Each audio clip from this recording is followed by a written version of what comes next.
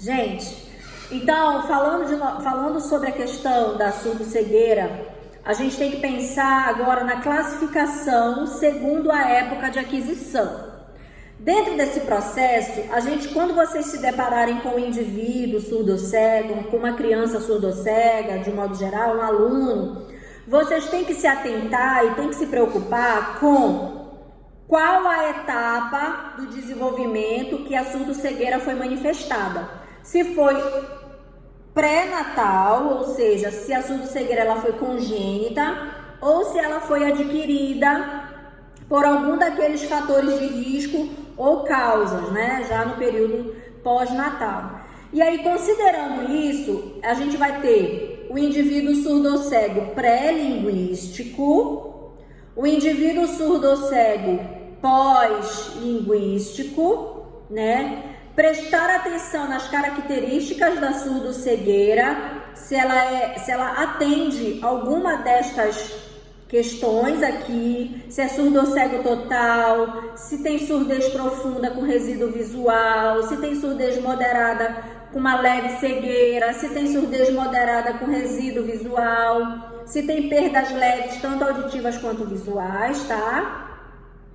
Tem que olhar o surdo-cego com baixo desempenho, se ele vai apresentar baixo desempenho na sua funcionalidade, na sua adaptação, no seu aprendizado.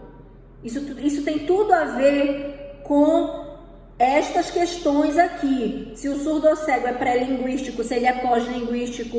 O que é um surdo-cego pré-linguístico, gente? O que é o surdo-cego pré-linguístico?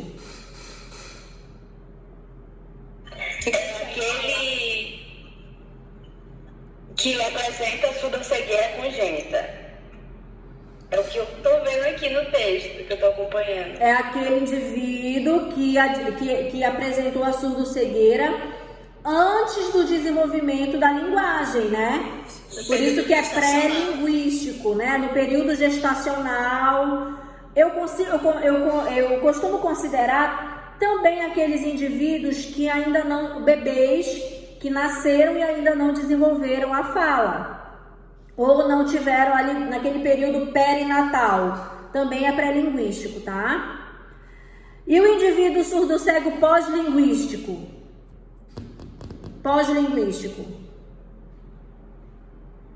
Aquele que adquiriu surdo-cegueira após a aquisição da linguagem. Após a aquisição da linguagem ou cegos com posterior surdez, né?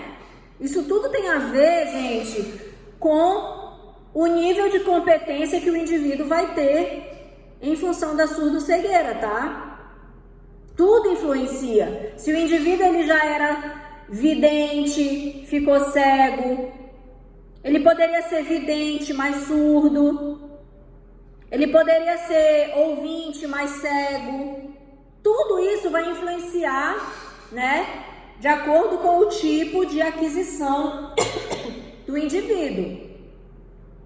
Esse indivíduo ele pode ter baixo desempenho, o nível intermediário ou um bom desempenho, de acordo com estes níveis aqui. Se for um indivíduo com perdas leves, tanto auditivas quanto visuais, ele vai ser um surdo-cego com bom desempenho, né?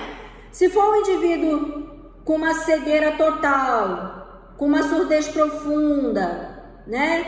Ele pode ser um indivíduo surdo-cego de nível intermediário ou baixo desempenho. Vai depender do grau de comprometimento e do nível e da etapa de aquisição da surdo-cegueira. Ele pode ser pré-linguístico ou pós-linguístico. Tudo isso vai influenciar no nível de desenvolvimento, aprendizagem, adaptação do indivíduo surdo-cego. E vocês, enquanto pedagogos, técnicos, etc., vocês têm que levar em consideração isso quando for fazer uma anamnese, quando for fazer uma entrevista com os pais, saber. Vocês vão ser os diretores da escola, por exemplo. Vocês vão fazer uma avaliação de de admissão de uma criança surdo-cega na escola. Vocês têm que saber, né, sobre esse desenvolvimento da criança. Perguntar para os pais quando se deu, como se deu, em que situação se deu, em que circunstâncias se deu, o que foi feito, o que não foi feito, quais as competências, habilidades, aptidões que a criança tem, se não tem. Tudo isso vocês têm que inquirir da família. Olha, a gente falando da relação família-escola, né? A família que vai te dar essa informação. A família que vai te levar os laudos, né? Lá no laudo da criança vai dizer é um surdo-cego congênito, é um surdo-cego adquirido, surdo-cegueira em função disso, surdo e cegueira em função daquilo, nasceu surdo-cego, adquiriu surdo-cegueira. Tudo isso, a equipe técnica da escola, que inclui vocês, pedagogos, vai tomar conhecimento, tem que participar e tem que tomar conhecimento, certo? Vocês estão entendendo? Então, saber a época de aquisição, gente, da surdo-cegueira é muito importante. É uma das coisas mais importantes, assim, dentro desse processo, tá? Ok? Alguma pergunta?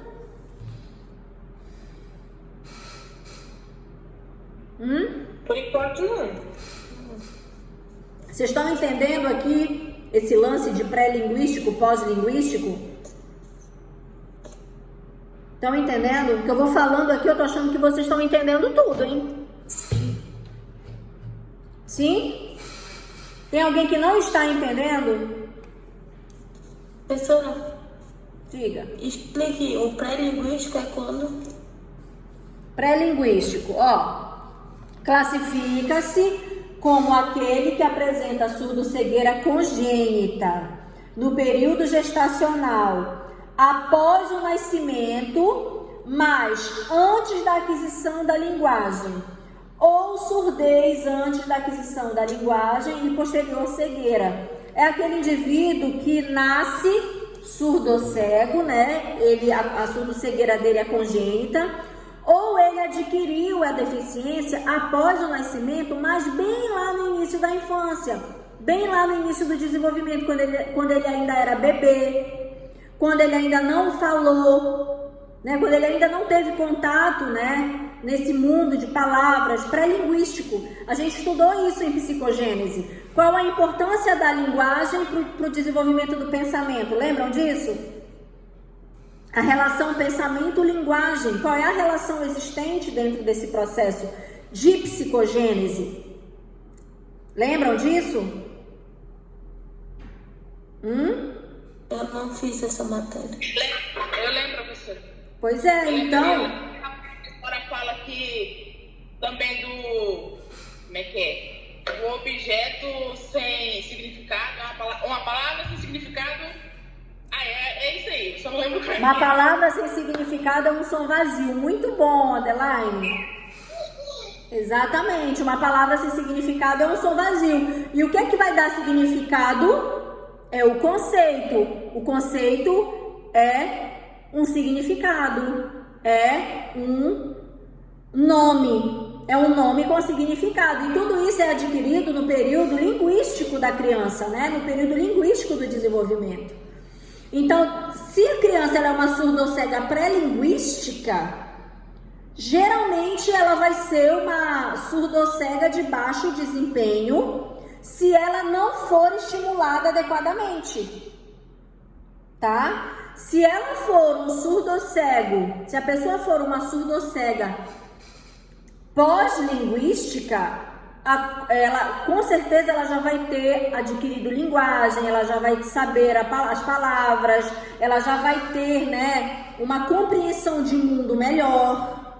E aí é muito provável que esta pessoa ela tenha um nível de independência e autonomia para as coisas da vida entre os níveis intermediário e bom, porque ela já vai ter adquirido competências diferente daquela pessoa que nasceu surdo-cega, não teve estimulação e não teve contato, e aí ela vai ter um grau de dependência, é isso que fala aqui no texto, que vocês vão ler depois, né? Pessoas que apresentam um grau de dependência muito grande de um cuidador, né? Não vão conseguir ter uma vida autônoma, porque vai ser um surdo-cego com baixo desempenho para tudo, para as coisas, para o autocuidado, para o deslocamento, para tudo, gente. Imagina o que é se manter no mundo sem ver e sem enxergar, né? É ficar dentro de uma caixa escura, sem ver um feixe de luz, né? Então, automaticamente, ele vai ter um baixo desempenho para tudo, para o autocuidado e para tudo na vida. Concordam comigo? Para tudo. Sim. Então, ser e saber quando se deu a surdo-cegueira é um dos processos mais importantes dentro desse campo todo que envolve a surdo-cegueira, tá? Quando a gente fala de escola, né, é isso que a gente está falando, existem alguns comportamentos que são bem peculiares ao indivíduo surdo-cego. Comportamentos bem peculiares, né? Dentre estes comportamentos, as pessoas surdo-cegas podem apresentar movimentos repetitivos e estereotipados. Dentre estes movimentos, existem inclusive alguns movimentos autísticos. Balançar para frente e para trás, ficar tocando, porque eles têm muita sensibilidade tátil, né? Como falta a audição e a visão, existe uma hipersensibilidade tátil, então eles podem ter algumas estereotipias motoras, né? Como eles não sabem a função dos objetos, eles podem usar os objetos de uma maneira inadequada, não sabem a função, né? Podem rir e chorar sem causa aparente, e aí a gente vai falar de desenvolvimento emocional, psicológico dessas pessoas. Podem apresentar resistência ao contato físico, né? Isso aqui é muito comum, gente, ó, movimentar mãos e dedos na frente dos olhos, muito comum. Você vê pessoas com deficiência visual ou com surdo-cegueira fazendo esses movimentos. É uma maneira deles se orientarem, tá? Não vão se comunicar de maneira convencional, obviamente, porque não tem oralidade. Então, se eles sabem se comunicar, é pegando, é apontando, ou através de libras ou braille, que não é uma maneira convencional. A gente está falando, quando a gente fala de maneira convencional, a gente fala de oralidade. A comunicação se dá também pelo olhar, né? Se o indivíduo é cego, como é que ele vai olhar? Não é verdade? Indivíduos surdocegos podem apresentar muitas, né, dentre outras especificidades de comportamento, distúrbio de sono, depressão, também ansiedade, várias, a gente chama de comorbidades, né? Agora na pandemia todo mundo sabe o que é comorbidades, né? Então, indivíduos surdocegos podem apresentar comorbidades que são atreladas ao fato de serem surdocegas, né? Então é muito importante observar o comportamento da pessoa. Diga-me. Esse problema com distúrbio do sono se dá por essa questão de não se localizar, igual não sabe o que é dia, o que é noite, é por isso que se dá esse distúrbio? Também. Olha, a Adelaine está tendo os insights hoje muito legais, exatamente. Eu vi no texto que eles têm como é a tal resistência à comida sólida, e eu fiquei me perguntando por quê. Pela questão do tato, né? Pela questão do paladar. Eles têm... Gente, todos os nossos sentidos, eles são o quê? Interconectados. A audição está conectada com a visão, que está conectada com o olfato, que está conectado com o paladar, que está conectado com o tato. Os 5 sentidos, eles estão conectados, né? Então, a hipersensibilidade, isso também acontece com indivíduos autísticos, né? Eles vão apresentar uma seletividade alimentar. Isso tem a ver com a hipersensibilidade dos outros órgãos dos sentidos, e quando a gente fala de alimentação, a gente está falando do paladar. É hipersensível. Eles não conseguem discernir, né, entre o que eles estão experimentando, e isso acaba prejudicando essa questão da alimentação. Tem a ver com essa questão da hipersensibilidade do paladar destes indivíduos, tá? E aí existem várias outras. Eu coloquei só algumas aqui, mas no texto traz muitas outras características. Dificuldades para não reagir a ações, né? O indivíduo é surdo, como é que ele vai reagir? Geralmente o indivíduo surdo, ele funciona pela vibração, né? Pela vibração do som. O som, ele vibra, né? Ele vibra, então o indivíduo, ele sente pelo tato, mas pela audição ele não vai reagir. Deixa eu ver aqui. Algum outro que vocês tenham visto e queiram comentar? Não? Ah, professora, eles também criam um amiguinho imaginário, né? Pelo menos minha prima, ela criou um. Olha, quando eu era criança eu tinha um amigo imaginário também. Eu tenho medo quando eu vejo uma criança dizendo que tem um amigo imaginário. Isso não é peculiar ao indivíduo surdo cego, não. Isso tem a ver muito com o desenvolvimento da pessoa em si, mas não tem a ver especificamente com o indivíduo surdo cego ou exclusivamente com o indivíduo surdo cego. Existem outras situações que levam o indivíduo a criar, né, mundos paralelos, amigos imaginários. Tem muita coisa envolvida nesse processo, mas não é exclusivo do indivíduo surdo cego, tá? Professora, o meu primo, ele parece assim que não tem nenhuma deficiência, mas só que ele tem um sapo imaginário. Um sapo? Um curubu. Um sapo, Também tem a questão histórica, né? Do que? Comente. Porque eu estava pesquisando ontem, aí eu li a história de Hannah Sullivan, que ensinou a Ellen Kelly, né? Sobre surdo cego, que isso aí é uma referência para nós, né? Essa questão da surdo-cegueira, né? Sim. Aí vamos falar bastante. Inclusive, o filme que vocês vão ver, O Milagre de Anne Sullivan, fala a história dela. Eu tentei pesquisar isso e não achei, nem na Netflix, nem na Amazon Prime, nem... Nós vamos, olha, gente, amanhã,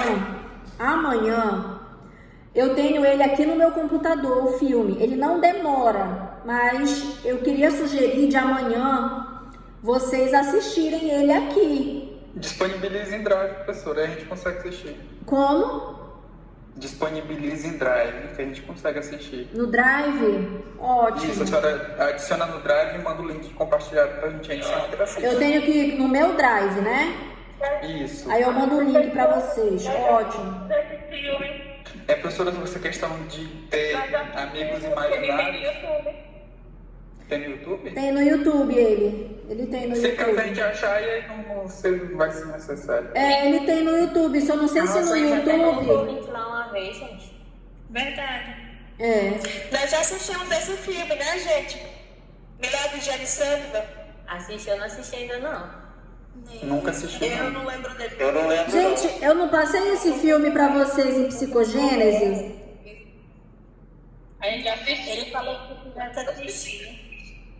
Eu acho que eu assisti esse filme, mas eu não me lembro. Eu já assisti. Vamos ver. A imagem não é tão boa no YouTube, mas é diferente.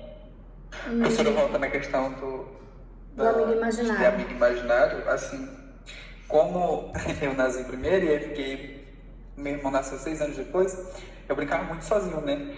E uma coisa que eu tenho até hoje é porque eu criei um mundo totalmente na minha cabeça, na minha imaginação existem pessoas, situações, Eu acho que é preocupante, porque isso vai crescendo na minha cabeça e, tipo, vai mudando de acordo que eu vou crescendo, entende? Mas, tipo, não é algo que fica totalmente, mas sempre assim, quando eu tô fazendo nada, eu lembro daquele mundo que eu criei quando era pequena. Eu acho isso muito doido. O Não mundo vou dar paralelo, detalhes, né? porque eu não quero passar vergonha de como é mais. O mundo paralelo, né? Mas depois a gente pode conversar em particular sobre isso. Tá, professora. Gente, ó, eu ainda tenho mais 4 slides para passar para vocês. Eu acho que eu vou terminar isso amanhã, porque a gente vai entrar na parte educacional agora. E aí eu vou... Não quero dar isso corrido para vocês. Então amanhã a gente vai terminar esses 4 slides, tá? E aí a gente faz isso em meia hora e depois eu libero vocês para vocês verem o filme, tá? Mas eu quero terminar isso com vocês amanhã, com calma. E não correndo, porque eu tenho que ir pro Pazes agora a fazer atendimento lá. Tá bom, professora. Tá bom? Terminem de ler o capítulo. Todo mundo conseguiu ler o capítulo, gente? Sim. Todos, Sim. né? Tá. Eu só tenho o intelectual. Eu esqueci o nome. Não, deficiência intelectual não. A gente só tá na surdo-cegueira ainda, tá? Deficiência intelectual é outra aula. Amanhã a gente vai terminar surdo-cegueira, tá? Ah, sim. Tá bom? Ok? Eu vou indicar seu canal pra minha tia. Oi?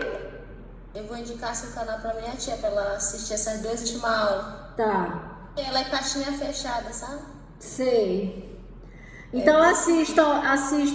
Eu vou finalizar aqui pra gente encerrar, pra eu correr pro Pazes. E aí vocês terminem de ler o capítulo. Eu gostaria que vocês fizessem uma pesquisa sobre os principais métodos educacionais para pessoa com surdo-cegueira, para a gente socializar amanhã na aula, tá? Principais métodos educacionais para a pessoa surdo-cega. Não é para vocês me mandarem nada escrito, mas socializar aqui conosco. Quem puder colocar em uma lâmina, em um slide, só para mostrar, eu agradeço, tá? Quem Professor, o filme que puder... a gente assistiu hoje também, aquele ou não? O filme amanhã. O filme para amanhã. Mas aí a gente termina amanhã e vocês ficam com o resto da manhã para assistir o filme sobre o milagre de Anne Sullivan, tá? Então, para hoje é isso. A pesquisa Pra hoje é sobre os isso. métodos, né, educação.